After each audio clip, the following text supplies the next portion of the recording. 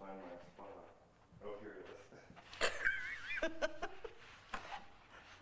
will keep the reflection off your glasses.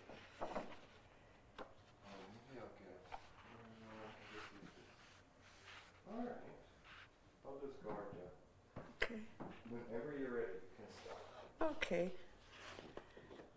These are the props for my memoir, A Heart and a Rat. You'll understand in a minute. Flowers, dinner, and dancing are often the courtship plan of many, but not so for me. Mine consisted of pooling resources with my future husband to buy .22 caliber bullets and going to the town's open dump to shoot rats. A dark, moonless night, a rifle, and a high-powered spotlight were the essentials for the shoot. After waiting silently in the dark, we suddenly would turn on the spotlight and shoot the rats as they frantically ran toward the light. What was the reward? A tight hug in warm, strong arms to calm the frayed nerves. That's great. Well, I better get a close-up of that rat. Yeah. Go with the story. He's even got red eyes, and they shine red in the spotlight. Yeah. Well, was that your first date, or Oh no, when we were in college, that's what we did. as an activity? Yes. You said, let's go shoot rats. Yeah. Of course, now, Where did you find Western North Dakota, rats don't come this far west. Oh, yeah. These were like the Norwegian rats, they were like a small kitten, actually. Oh, yeah. It was fun. Well, do you want to read it? Since it's so short, you want to read it one more time, and then I'll just get a little closer on your face for that. Okay. Okay. These are the props for my memoirs, A Heart and a Rat. You'll understand in a minute. Flowers, dinner, and dancing are often the courtship plan, but not so for me. Mine consisted of pooling resources with my future husband to buy .22 caliber bullets and going to the town's open dump to shoot rats. A dark, moonless night, a rifle, and a high-powered spotlight were the essentials for the shoot. After waiting silently in the dark, we suddenly would turn on the spotlight and shoot the rats as they ran frantically toward the light. What was the reward? A tight hug and warm, strong arms to calm the frayed nerves. Very nice. Thank you. Yeah. Yeah, and then if you look up, if you just look to the camera lens, that will establish, to the viewer a little identification. You can pretend that's their eye. Okay. Yeah, you can start whenever you want, and if you have any reason you want to stop, that's fine. Okay. I have some wonderful memories and stories of my grandparents that I want to record so my grandchildren will have a sense of their roots. My paternal grandparents were born in Italy. My grandfather immigrated to America in 1909 and moved to Montana in 1911. I don't know when my grandmother arrived in the United States, but my grandparents were married in Billings, Montana in 1917. They had 13 children, the oldest one my dad. My first clear memories of Grandpa and Grandma are from the summer of 1950, the year I was 9, when I spent a couple of weeks with them.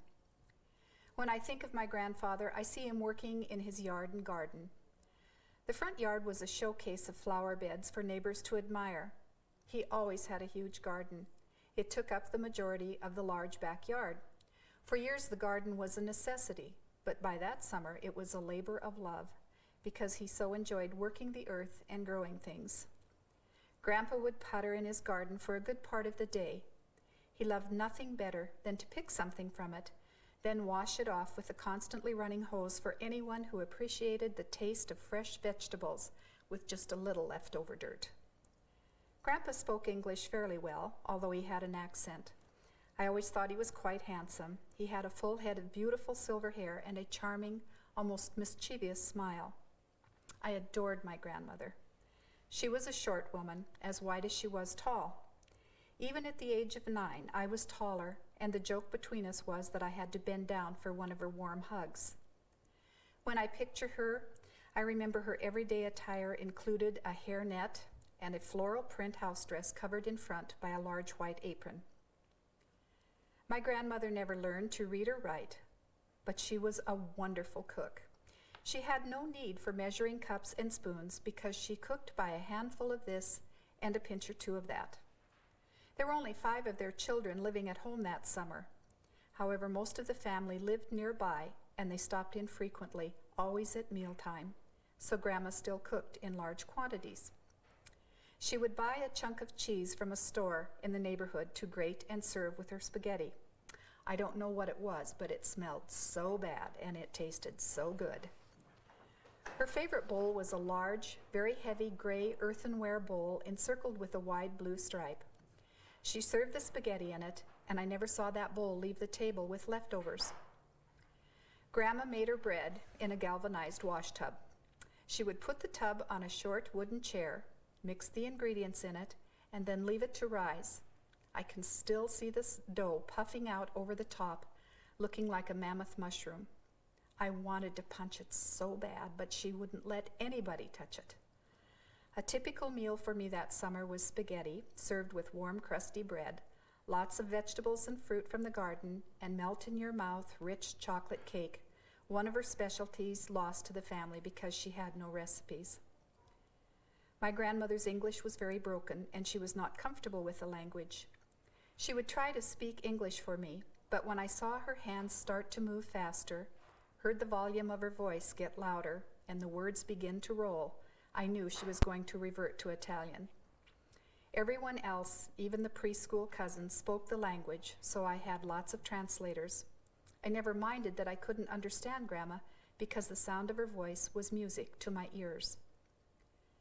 My maternal grandmother was born in Lincoln, Nebraska in 1888. She and her husband were married in 1908 and both worked as telegraphers for the Great Northern Railroad. They divorced in 1927, so I never met that grandfather, but the pictures show a large-boned, handsome man, one that one of my own sons resembles in build and looks. My mother told me that her dad could play any musical instrument he put his hands on, although he could not read a note of music. He organized a large band that traveled all over eastern Montana in the 1920s, playing at dances and celebrations. He and his band donned big cowboy hats and fuzzy chaps to provide musical entertainment when Warren G. Harding made a whistle-stop visit in eastern Montana during his term. My grandmother loved her work as a telegrapher. She liked to tell the story of how she got started in her career. My great-grandfather was also a telegrapher, and he wanted his oldest daughter to follow in his footsteps. He would work with her on the key in the evenings, trying to teach her the rhythm of Morse code.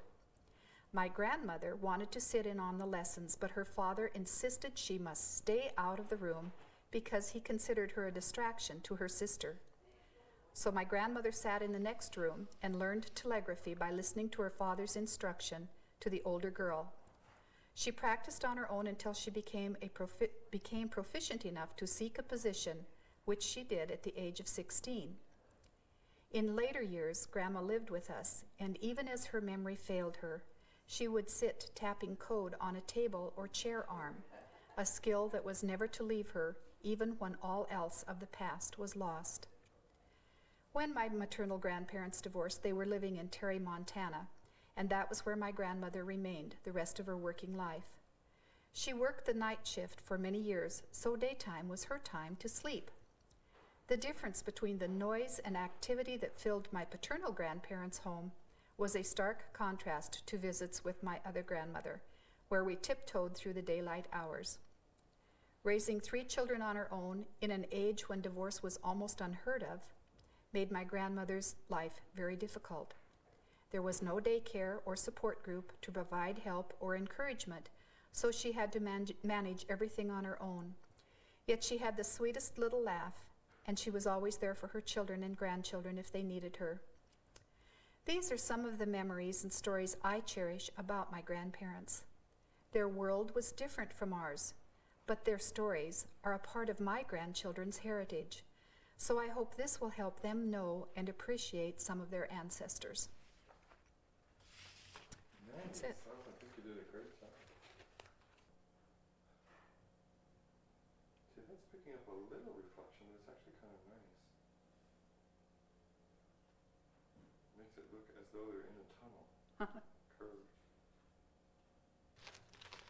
And some of these you may not want, you know, I mean, you may think it's too much. Oh, I don't know. I mean, I think people really, I've told other people that they're greedy for new images, so that as you're reading, I think the more pictures. Look at that face on Graham, the fat cheeks. Let's see where all my kids got those. And that. Picking up the reflection of the red light all the way from there and back into the lens.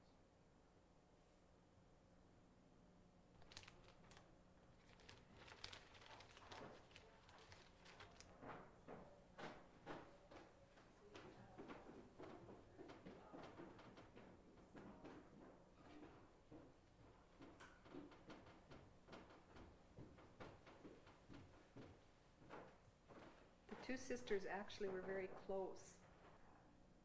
And in the Middle West, she was doing that? Yes, mostly North Dakota. Boy, I have that written down at home. She traveled pretty much in this area, in Montana and the Dakotas. Had different jobs in different towns. Yeah, different people. I'm trying to think if we have a strategy so I could put it maybe in the right place in the story. Yeah.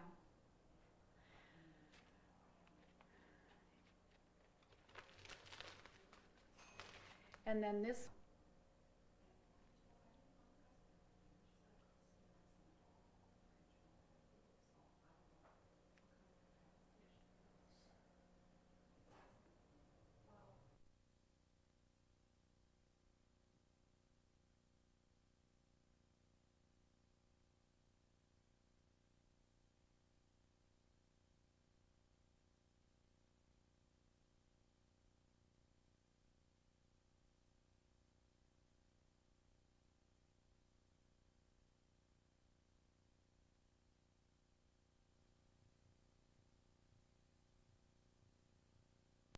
It's probably good. No, we want the story. Yeah.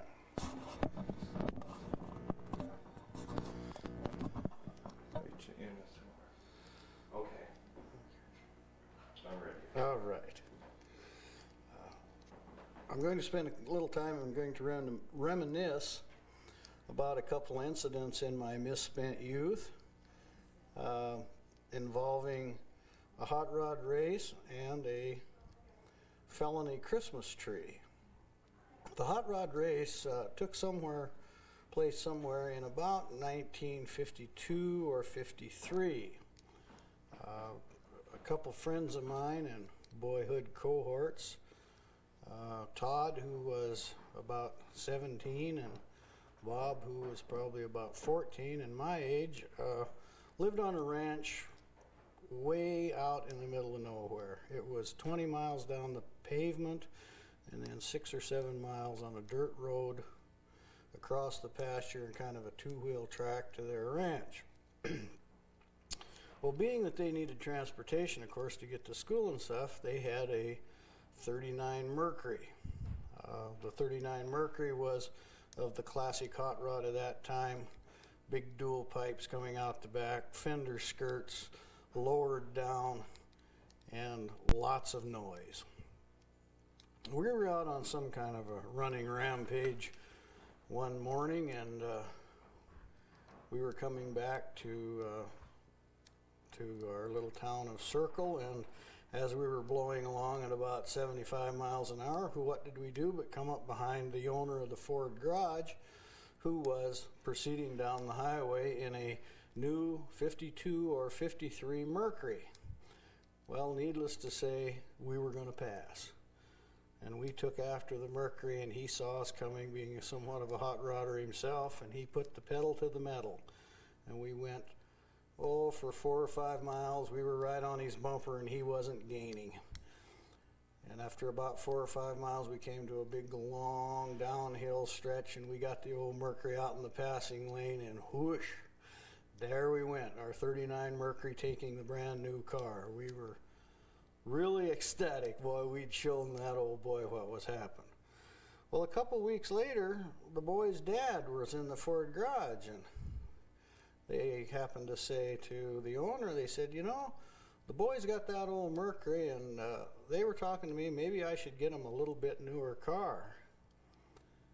And the owner kind of looked at him, and he walked up to Dan, who was a little short Norwegian guy, and said, Dan, let me show you something. And he kind of guided him over the door and said, see that Mercury sitting there? And he said, oh, no, we don't want to buy anything that new. You know, a nice used car or something. He said, no, let me tell you the story. He said, I was coming back the other day, and they pulled up behind me, and I thought I'd just run away from them, and coming down the big hill, they passed me in their Mercury. Oh, no, Dan says, obviously they don't need a new car.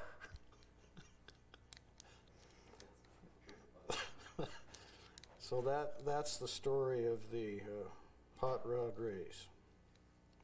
The self-defeating. Self-defeating story of the hot rod race. Yeah. And you want to do felony? The next reminisce that I have involves the Christmas tree, involving the same two gentlemen. Only this would have been somewhat later, as they had graduated through a 1947 Mercury, and at this point had a 49 Olds 98. Once again, lowered down fender skirts, dual pipes, and we were cruising. And by this point, we got to the point where when the chance arose, would actually apply a certain amount of beer to our activities. Todd, being a gentleman and senior in high school at that time, looking about 35 years old, buying beer in those days was no big problem. So it was during Christmas vacation, and for some reason I was with them out at the ranch, and we were planning to go to town and have a good time. And their mother said, oh, would you guys pick up a Christmas tree? We haven't got one yet, and it's, I don't know, the 20th of December or whatever. And they had some little kids at home, and they needed a Christmas tree. Oh yeah, we'd get a Christmas tree. There was a lot of them for sale. And so we proceeded to go to town and load up on Great Falls Select and go on a little road trip. And about 2 o'clock in the morning or 3, we're come blowing back through town, and one of them said, we forgot the Christmas tree. So we wheeled up Main Street, and there, right in the middle of the street, guess what there is? A Christmas tree. It's about 10, 12 feet tall, not a decoration on it. There'd been a big hullabaloo the year before when some of the folks borrowed all the lights off of it, so the city father said they weren't putting any more on this year. They were just going to put up a tree, because all the kids did was take the decorations off. So we pulled up beside the Christmas tree, and a couple of us hopped out, and we jerked her out of the stand, and there was a piece of pipe on the bottom about 3 foot long we couldn't get off. So we just jumped back in and held onto the top, and up the street we went. And being gravel streets, it looked like that the trunk of the tree was on fire as we were going, and the sparks were flying. And we went up the street and over the hill and got up on top of the hill, and we stopped and got out and got the bumper jack out and beat that piece of pipe off the Christmas tree. And then we had to figure out how we were going to haul it. Finally, we got the butt of it in the passenger side of the car, and we got it wrapped around, got it bent almost double, and it came clear around in front of the driver, in front of the passenger. We got the door shut, and we were on our way out to the ranch. So we get to the ranch, and we pull up in front of the shop and get the Christmas tree out and lay it out there and go park the car. And the next morning we come down, and the mother said, oh, why did you get such a big tree? And I don't know, one of the boys said, well, you know, it's getting pretty close to Christmas, and they're there isn't many left, and about the only ones you can get is the big ones. We'll just cut the top out of it and it'll be fine. So we went up and measured that room and cut the top out, put the stand on, and got it all up, and everything was going well and good. Well, along came Friday and the local paper came out, and there was the lead story. Somebody steals the Christmas tree. Well, needless to say, things were a little tense around there for a day or two, but I guess she survived it, and years later even had kind of a good laugh about it. Never caught. Never caught. And what? Don't tell me the year. It would have been about 1955. So the statute of limitations. The statute of limitations had probably run out by then. Yeah, I think Todd was a senior, and I would have been 55, 56 maybe. Never found it. Never found it. That's a good story.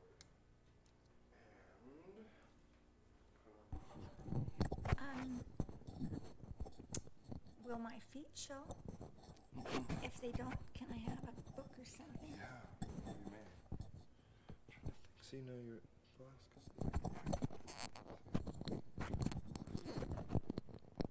doesn't want to turn. Put it that way.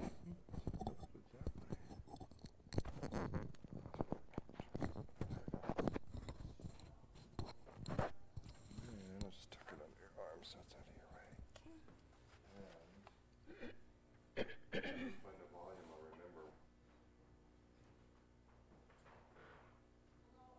Okay, whenever you're ready. My first teaching assignment was in Brockton, Montana. Brockton is a very small town on the Sioux Reservation in northeastern Montana. In those days, some of the grandmas would often come to school and sit in folding chairs at the back of the room. They visited quietly together, but never interrupted class, and before long, I hardly noticed they were there.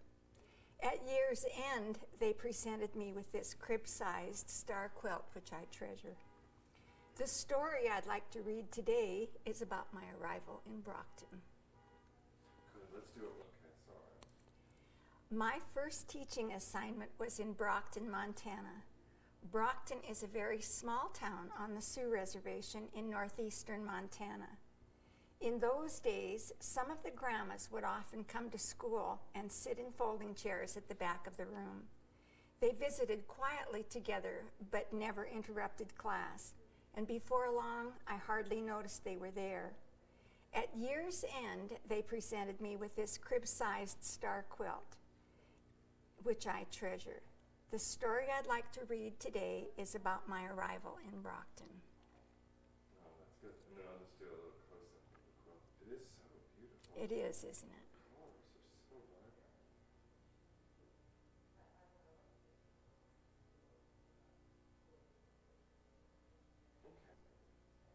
Okay, whenever you're ready. I could see a small town just over the hill. If my suitcase hadn't been so heavy, I'd have started walking. But it was hot, my head was aching, I had no idea where to go, and I felt more like crying than I did being brave and taking control.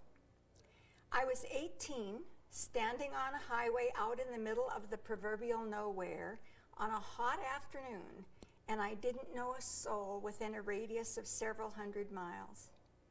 In my purse, I had a signed contract to teach at the Brockton Elementary School, but at this moment, it gave me no comfort.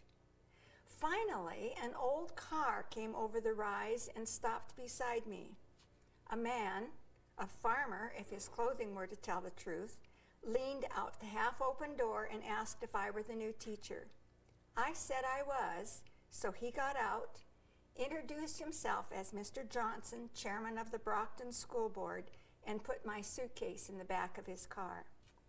We made a U-turn in the middle of the highway. No problem. I hadn't seen another vehicle since the bus dropped me off and quickly disappeared. As he drove, Mr. Johnson explained that he'd take me to the superintendent's house because the people with whom I was to board and room were gone for the day. They'd call when they returned, and I could meet them then. It had been a very long and hot bus ride. This was the fall of 1951, and buses had neither toilets nor air conditioners. The last bathroom stop had been in Wolf Point, and the driver had said we had to be back on the bus in 10 minutes. Since there were several people in front of me, I was afraid I'd be left, so I got back on the bus without using the facility. When my headache worsened, I'd taken a couple of aspirin, but with no water, they had dissolved on my tongue and in my throat where the acidic grit stayed and burned. I had tried to concentrate on my book, but my eyes and mind kept looking out the window to the nothingness I saw there. I'd left my home in Fort Benton early that morning. The bus depot there was a famous old hotel, the Grand Union on Front Street, one side of which is the Missouri River. Our small town had lots of trees, green lawns, well-kept yards, many with gardens. Even out at the ranch, we had rows and rows of trees around the buildings. Here I was in a place with dirt roads, dusty houses, yards decorated with wrecked cars and old washing machines. My head ached and I needed a bathroom. I was misery personified. We pulled up to a faded blue house and Mr. Johnson cheerfully chimed, "Here we are." I think he was suddenly so cheerful because he was getting rid of me. In the car, he'd had very little to say, and I too had been very quiet. He got my suitcase out and went up ahead to the door. The tall, plain woman who came to the door was wearing a house dress and apron. The look on her face was welcoming and friendly, and I could have wept when she took me by the arm, taking me in and saying, "You poor little thing, you must be dead tired. Come have some cookies and milk." I didn't even see Mr. Johnson leave. Ella Von Ruden, the superintendent's wife, became in a very short time a very close friend. Her fresh-baked cookies and her loving welcome immediately changed a day that had seemed for a while like the worst in my life into one of discovery. Meeting new people, experiencing new places, and even facing the unknown, while still a little frightening, became exciting and even fun. While I ate cookies and drank milk, Ella told me about the town, the school, the other teachers, the people with whom I'd be staying, and her husband who was my boss. From what she told me about the town and her family, I could see she made the best of everything. And things that might have been downers, she joked about. We were laughing together and having such a good time that it was somewhat of a disappointment when her husband and children came home. Soon after their arrival, the Nygaards, who were to share their home with another single teacher and me, also came. The Nygaards, chubby and cheerful, with 4 children under the age of 4, quickly made me feel welcome. We gathered up my suitcase, all the kids, and headed down the street to what would be my home for the next 9 months. My room, along with Margie's, the other teacher, was newly created on the 2nd floor of Nygaard's house. It was clean, neat, and bare, and I couldn't remember the last time anything looked that good to me. I literally fell into that clean, soft bed, the lovely smell of new wood in my nose. My mind was crowded with new images to sort and classify. Ella, the bus ride, the barrenness of the landscape, the Nygaards, the new room, so much to think of. I wondered if I would ever get to sleep. It must have taken all of 2.5 minutes. Nice. Oh, wow. I wanted to hear more. The grandmas, are they the Native American Yes. moms? Oh, Literally the grandmas, many of whom did not speak English. okay. And was their language, what tribe? Sioux. Sioux tribe? It's right on the Sioux Reservation. Oh, yeah. Oh, that's so wild. It was a wonderful experience.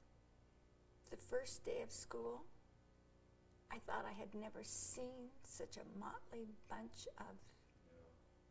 kids in my life. And you thought they'd be so hard to teach?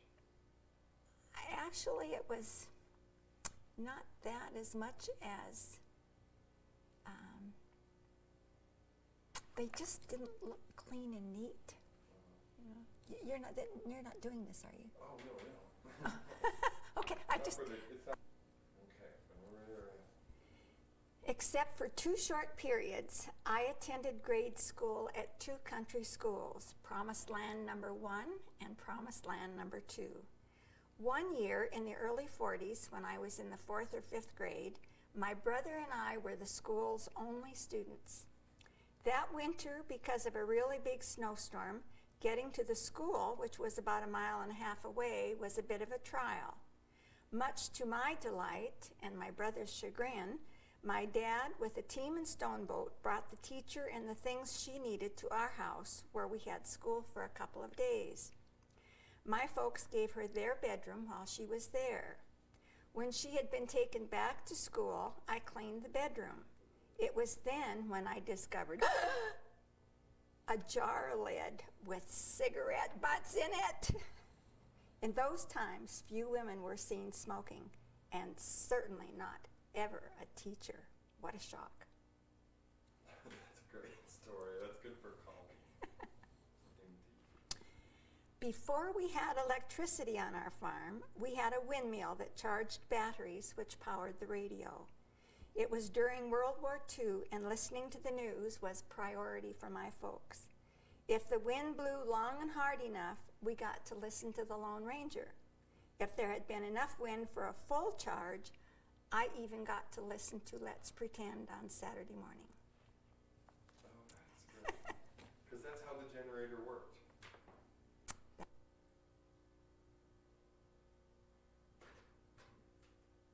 Oh, there's woken up. Okay, whenever you're ready. Embroidered Lies, Truths, and Other Stories of Our Lives is sponsored by the Montana Committee for the Humanities, the Choteau County Library in Fort Benton, Montana, and Friends of the Library. A grant from the Montana Committee for the Humanities made the project possible by providing funds to pay instructor Colleen Luff, author Pete Fromm, and videographer Joel Baird, and also for supplies. The idea for a memoir writing class began to ferment at Friends of the Library meetings.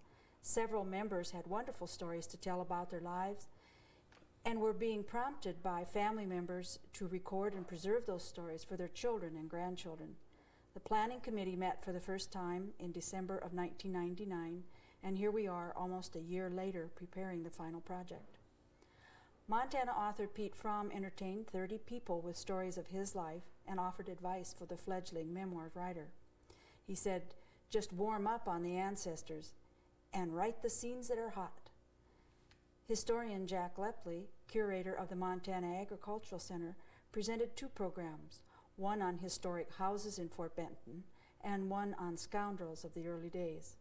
Topics such as these were introduced to encourage the participants to write about homes and neighborhoods and even skeletons in the family closet. Colleen introduced a new idea each session to encourage writing and journaling.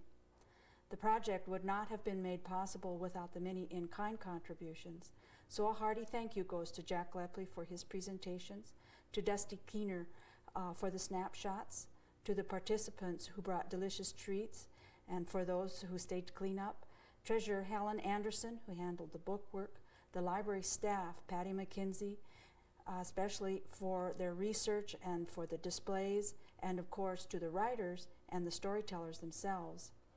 That select group, filled with brave souls, is ready to record. So congratulations, good luck, and thanks a million. And here are some stories from our lives. Good. It's really good. Okay, it's done. If you did the last 2 again, and then maybe, it's just a technical thing, but you know how they do on TV? You look at the lens and you just like hold a pose. Here are some stories from our life. And then you just hold that for the fade out or something. Sure, okay. So you want the Just last, the last 2. okay? That select group, filled with brave slow. Sorry. All right, I think we do that again. That select group, filled with brave souls, is ready to record. Congratulations, good luck, and thanks a million. Here are some stories from our lives. Okay. You could, within the planning, you could tell how they do that. You know, they'll say, and cut, open. Yeah. That's part of it.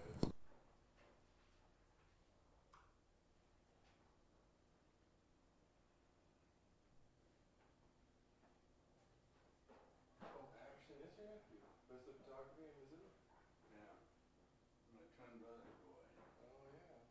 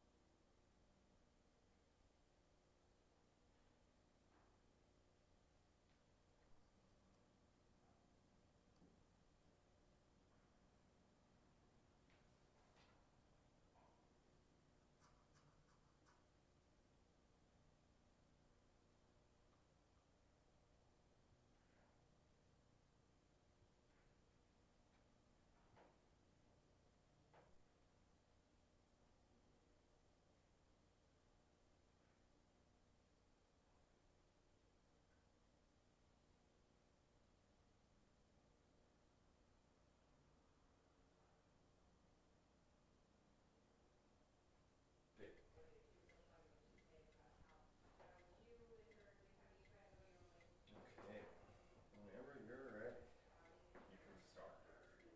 Okay. Following are letters that my mother, Viola Nelson, wrote to my aunt, mother's younger sister, Frances Ellison, from January 1943 to October 1945, with one letter that we found that was written in 1949. Frances had just joined the WACS, Women's Auxiliary Army Corps, and Viola was a young farm wife married to Elmer Nelson in Minnesota in 1943. When the letters begin, Viola and Elmer have two little girls, Anne, me, who is 3, and Margaret, who is 1. Viola lives in a converted garage next to her mother and father-in-law's house. Her parents live about 2.5 miles away on the farm where she grew up, and her two brothers, Charles and Ernest, live with their families on farms in the area. In addition, Elmer's sister Edna is married to Lawrence Hutch, and lives on a farm nearby as well. At the time the letters begin, Elmer's two youngest sisters, Viola and Marcine, are not married. The letters are a revelation of rural life in America during the war years. They show the camaraderie of a tightly knit neighborhood of friends and relatives, where no one stayed home on Sunday unless neighbors or relatives arrived for a visit before the family could leave to go visiting. They reveal the difficulties with rationing and the hard work that faced farm wives who canned quart after quart of vegetables from their huge gardens using wood ranges. They did their thorough spring house cleaning without the aid of indoor plumbing. Viola's letters progress through the birth of 2 more children, sons. The letters also reflect the progress of Frances as she goes through officers' training and eventually debates what to do after the war is over. In the end, she decides to remain in the service and retires as a major in the Air Force. Both Viola, age 92, and Frances, age 87, are still living today, mentally alert and delightful to visit. Viola lives alone in the house on the farm that her in-laws lived in when the letters started. She still drives locally, plants a vegetable garden from which she still cans and freezes, and grows flowers inside and outside that are the envy of us all. Frances lives in a retirement community in Fergus Falls, about 30 miles from Viola. The first letter begins, Sunday, January 24th, 1943. It's to Auxiliary Francis Ellison, Daytona Beach, Florida.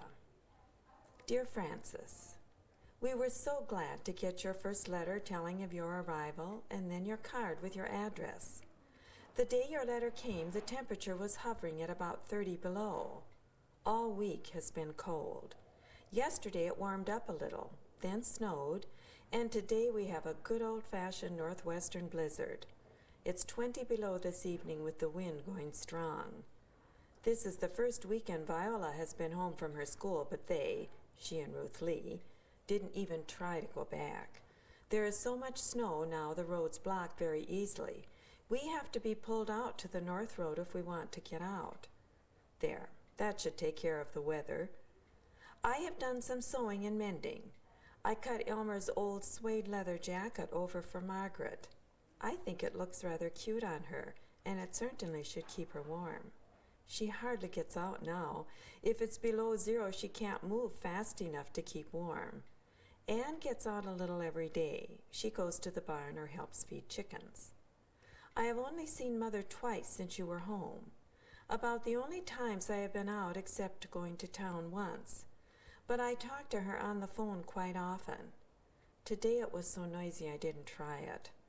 I have read 2 of your books, Mrs. Miniver and When the Whippoorwill. I enjoyed them both, especially Mrs. Miniver. I do enjoy that quiet, discerning essay style. I had worried that winter would be hard to keep the children entertained when they are indoors so much, but I needn't have worried. Anne thinks up plenty for them to do. She and Margaret are horses sometimes. Then I tell the dog to sick 'em and chase them in the barn or out of the corn crib. Then they ride sticks for horses. Anne is Daddy and Margaret Grandpa, and they have a blanket over the card table and live under there. And of course they play dolls and have make-believe tea parties and keep house. They seem to have new ideas every day. I can certainly see that it is easier to have 2 girls than 1, and there's no danger of my getting lonesome even if we are snowed in for another month. I waxed the floors downstairs yesterday. They get hard usage now. Tomorrow I thought I'd cut out a dress for Anne.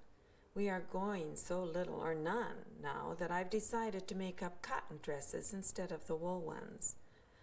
I'm cleaning and pressing the material you helped me rip and putting it in the cedar chest, and we'll use it next fall. I saw a cute sunsuit pattern I am going to send for. The top was medium wide straps crisscrossed. Then there was a brief skirt gathered in the front, plain in the back, and panties underneath. I thought it would be cute for both of them in seersucker, not to mention the ironing it would save. I haven't forgotten Margaret's idea of fun is to sit in the chicken water and then roll in the dust. We are anxious to hear how school is going, drills, etc. How do the shoes fit? Magazines are beginning to have articles on wax, which, of course, I always read. Viola Nelson is really interested in the wax, though maybe any rural teacher would be in this weather. Frank Onred was interested in you and Thelma Losi being wax. He wondered just what the organization was doing. I imagine they don't get any too much domestic news in some places. He's in Australia. I don't imagine the mail will go tomorrow unless the snowplow gets around fairly early, but I'll send this first chance I get.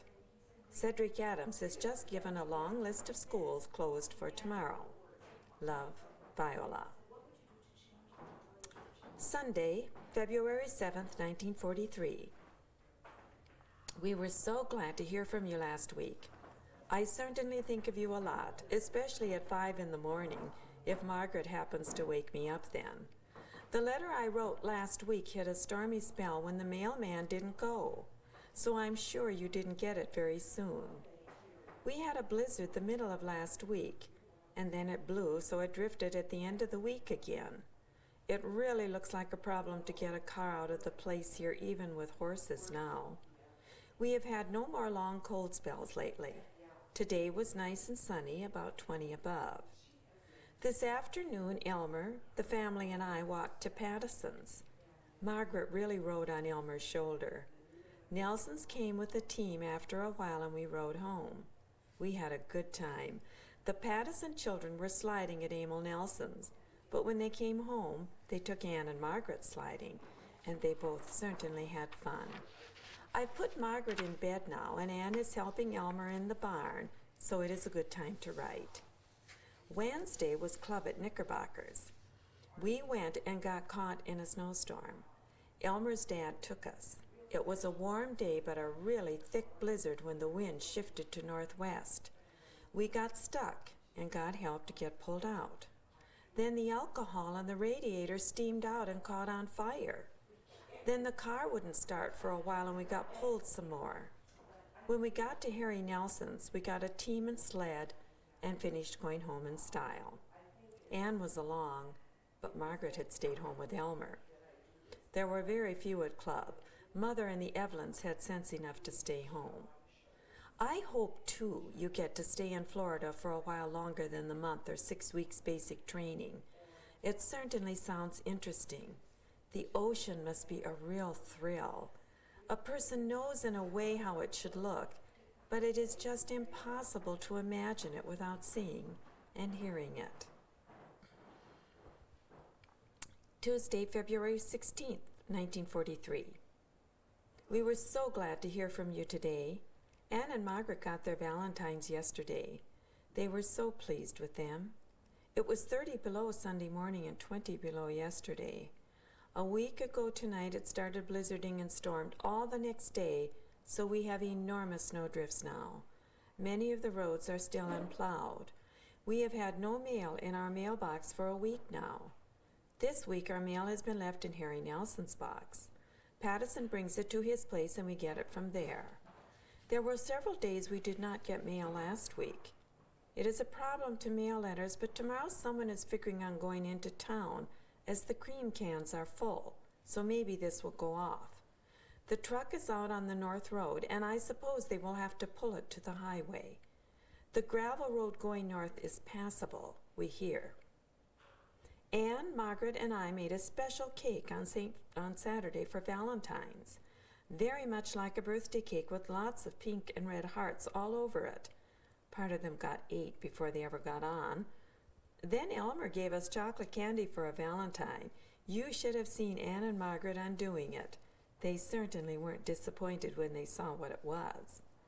I washed clothes yesterday. Did most of the drying inside as it was so cold, and besides the snow is so high by most of the clothesline that it isn't usable. How much of your own laundry work do you do? Friday, February 26th. I was going to write last night. Then we had another of those nice little blizzards, so I was sure the mail wouldn't go today. But the snowplows came around early and we got mail. Until it had a relapse yesterday, we've had some nice weather, up to 35 above. The snow was melting some. There was a puddle near our back door, which Margaret insisted on walking in. I'd take her away, and then pretty soon she would be back splashing away. It was so much fun that as soon as she got out the next morning, she ran right to the puddle, stamped her foot down for a good splash, and then slid halfway across on her seat, for it was ice then. Last Sunday, Ernest and family were here in the afternoon. Their car was at Donald Pickup, so they walked there, then walked down our north driveway. We certainly had a good time. Anne was so delighted to see Sharon. They played house and dolls most of the time. Margaret was more unconcerned. When she got tired, she went to bed without any complaining and slept through the most noise she has ever had to sleep through. You see, Dale was helping the girls play.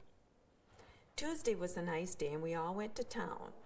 I went up to the schoolhouse to get our Ration 2 book. Anne usually goes with me in town and Margaret with Elmer. Margaret has an awfully good time in town, but it's hard to keep track of. She has discovered that by going on the inside of the counters, she can sometimes get to the candy, cookies, etc. Tuesday at the Gamble store, she went in the show window and sat down and insisted on staying there. However, we got her out before they got a price tag on her. Sunday, there is a golden wedding celebration for Christiansens in the Nest Church. I imagine we will go up, weather permitting. Next week is Friendly Neighbor Club again. I have a little Red Cross sewing to finish up before then. We are making up a bunch of housewife kits now. They are just a sewing kit. Club is at Charlie Christensen's. Tuesday, March 18th, 1943. I've just put the children to bed, so there is a nice quiet space for me to write to you. Elmer has walked down to Patterson's for the mail. We just heard it was down there, and it's the first mail since Saturday. And this is Thursday. Yes, you've guessed it. Another blizzard, but this time a 4-day affair. Saturday night it snowed and blew from the southeast and kept that up Sunday and Monday. Roads were blocked Sunday morning already. Viola hasn't got back to her school at all. Monday night it was quiet but snowed hard all night. Tuesday morning snow was knee-deep or over wherever we walked. Anne said she was big, she wouldn't get stuck. So she went out, but she couldn't walk without holding on to someone. Then the wind went northwest and blew Tuesday afternoon and yesterday. Now it is a little better walking, as it is harder and some places are blown off a little. Though of course others are terrifically deep. Today has been nice and sunny, cold enough. Snow plows have been out today, but not by here yet. One came from Norcross, north of the Folks Farm and by Harry Nelson's, so I imagine the mail came to Harry's and that Patterson got it from there. On the way home, we stopped in at Brown's for a puppy. I believe I mentioned in the last letter that we were getting one. All day Saturday, she, Anne, kept reminding us that we were to get the puppy. Well, we did, and she held it on the way home. She looked at it just the way she did her dolly with hair at Christmas. The pup's name is Trixie. Sunday, Trixie spent a good deal of time in the house. She certainly likes Margaret, too. She gets so enthusiastic she pushes Margaret over. Then Margaret scolds her. But when she lets Margaret alone, then Margaret comes over and hugs Trixie.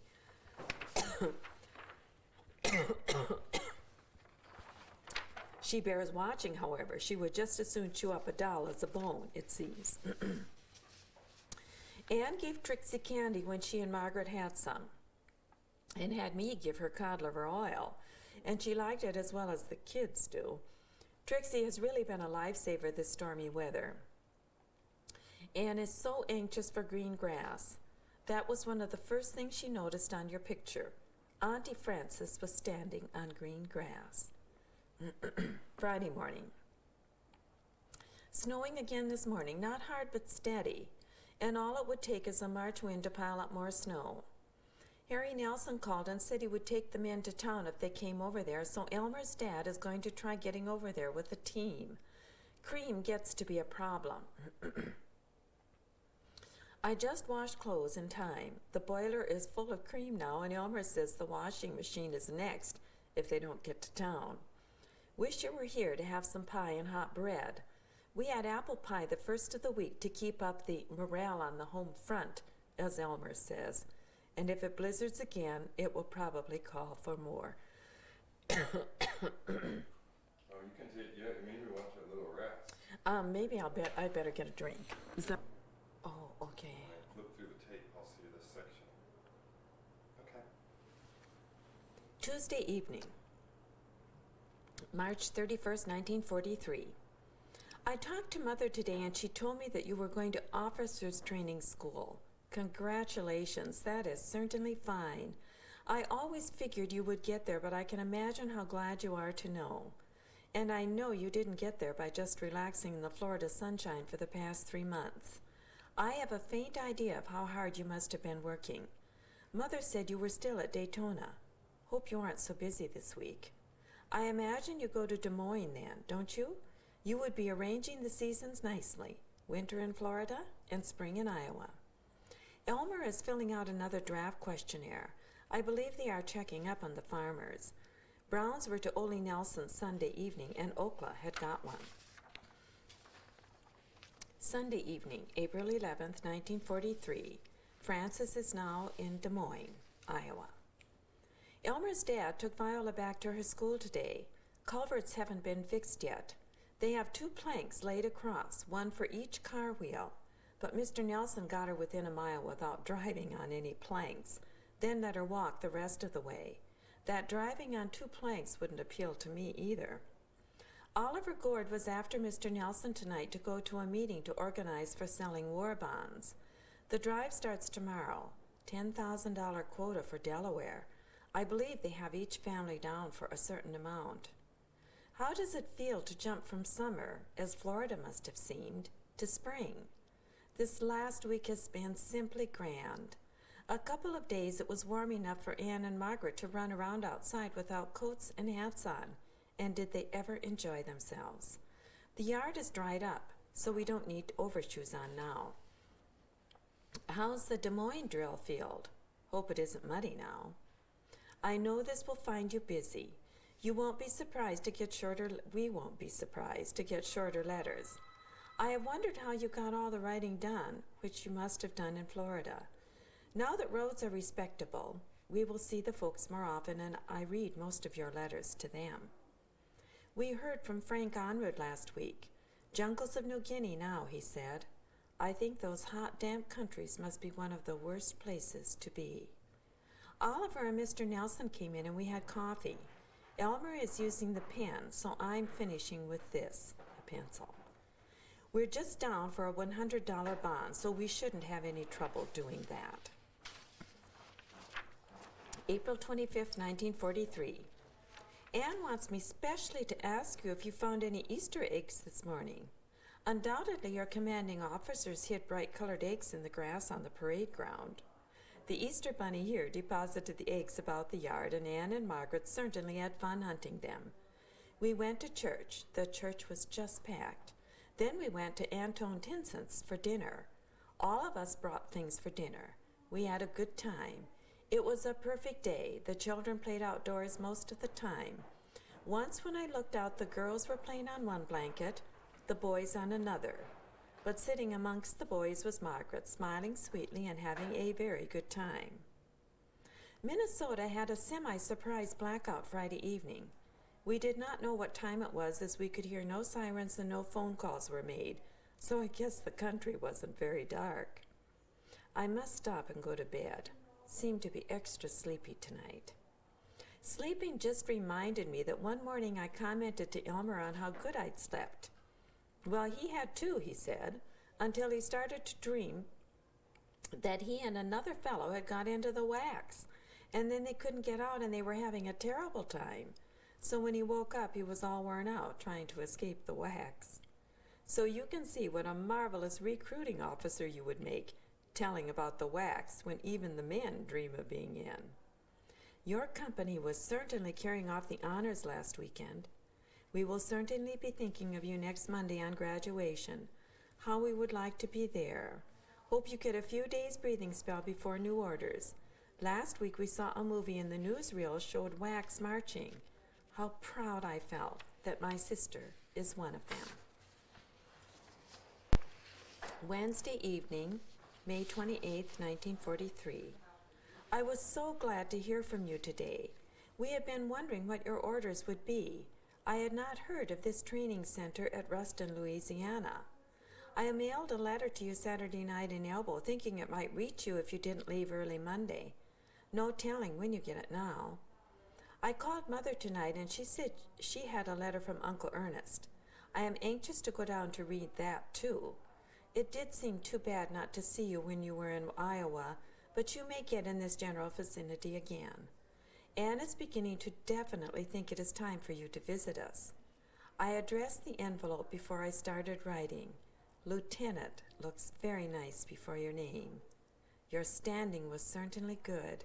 Being in the upper quarter of a class really means something. We are anxious to hear what you are doing now, what kind of quarters you have, etc. You really have been getting around these past few months. Friday, June 18th, 1943. Wednesday it was rainy in the morning, so in the afternoon we took time off and went up to Pomme de Terre Lake, had a picnic supper, also fished off a bridge a little. Just a bullhead which wasn't too big, so we put it in the tank to grow up. One of the kittens is beginning to open its eyes, so it is a cause for much celebration. Monday, Charles, Eugene, and Barbara were here for a little while. Eugene caught a bunch of tadpoles in the pond to take home. He certainly had fun getting them. He was barefoot. He found some bloodsuckers, too. Then Hutchins came down, and Marilyn and Bobby helped him, too. I saw your graduation picture. It certainly is a fine-looking bunch of officers, and I think our special lieutenant is amongst the best-looking in the group. Whenever Anne sees a girl in uniform, she calls her Aunt Frances. We saw some marching in a newsreel, and Anne just raised up and said, "Oh, there's Aunt Frances." A woman's magazine came to Grandma Nelson, and Anne was showing Aunt Frances to Bobby. Bobby is really very envious of Anne having an aunt who is a whack. He figures on being an aviator. Sunday, July 11th, 1943. Back in Des Moines. Thanks for the pictures of the girls and the films. They, the kids, look absolutely natural. Elmer found a film last week so we can have a few more pictures. They certainly are scarce. We have been shopping for electrical appliances, have a clock and a toaster. Irons seem to be absolutely gone, so I can be thankful my gas one works good yet.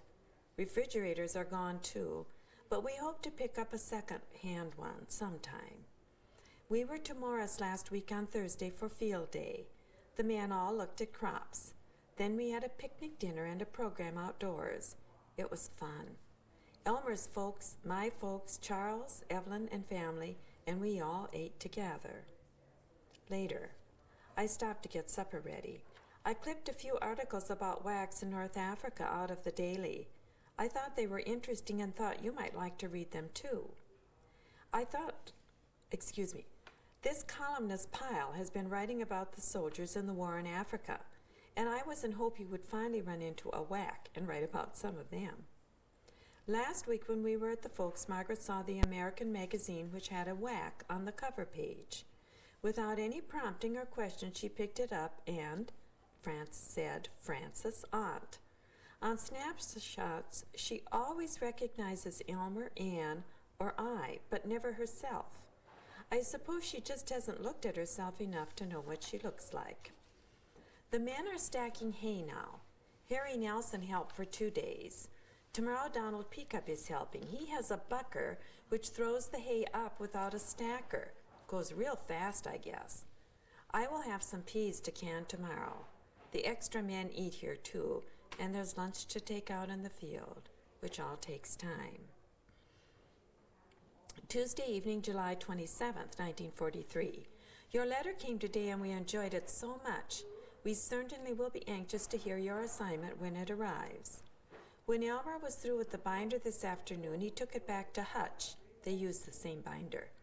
Anne, Margaret, and I went after him, and then we went into Elbow for about half an hour. Elmer wanted some things, and I got a few groceries. It was nearly 7, and a carload of businessmen were leaving to go out to Shock for Ed Huseth. Every evening now, several carloads of men go out to farmers asking for help. They are going to be a real help, I think. Mother said a bunch of Herman men shocked up a field for Martin Volker in a couple of hours. They just charge 50 cents an hour, and it does seem impossible to get extra help.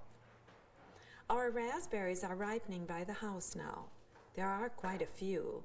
We have them once or twice a day, and I don't even pretend to pick the low outside branches. Anne, and especially Margaret, take care of them. We think Margaret would make a especially good raspberry picker if we could figure out how to keep her ambition up when we muzzled her. Some mornings I pick them for breakfast first, before breakfast, and they are still sort of cool and damp. Wouldn't you like some? That is just to make you wish for a moment you were a farmer's wife instead of a whack. And you aren't supposed to remember that half of the year we have snowstorms to look at instead of raspberries and strawberries. Okay? I think maybe we should start from the previous page, the August 3rd. Okay.